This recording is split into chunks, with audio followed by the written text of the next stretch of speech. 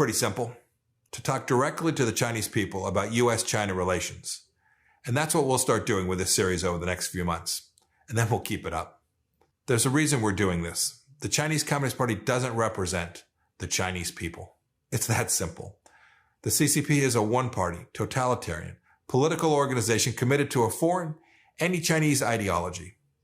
It started out as a group of brutal, radical extremists. And frankly, not much has changed. The worst mass murderer in history was Mao.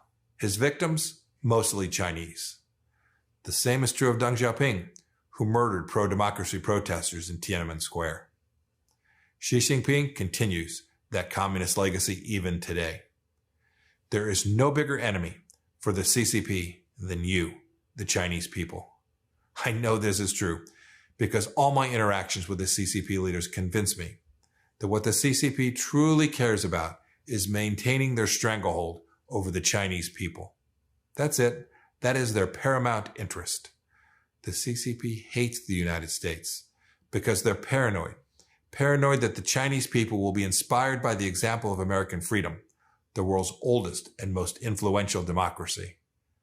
I've gotten to know the work of brave Chinese freedom fighters like Cardinal Zen, Jimmy Lai from Hong Kong, and countless others who try to hold the regime accountable. There are a lot of heroes, in small ways and big, throughout China. They're the people who worship every day in secret houses, who commemorate Tiananmen Square, and who every day refuse to believe the CCP's lies. But of course, the worst lie the CCP tells is that it speaks on behalf of China and of Chinese civilization. And I think the CCP knows it's a lie.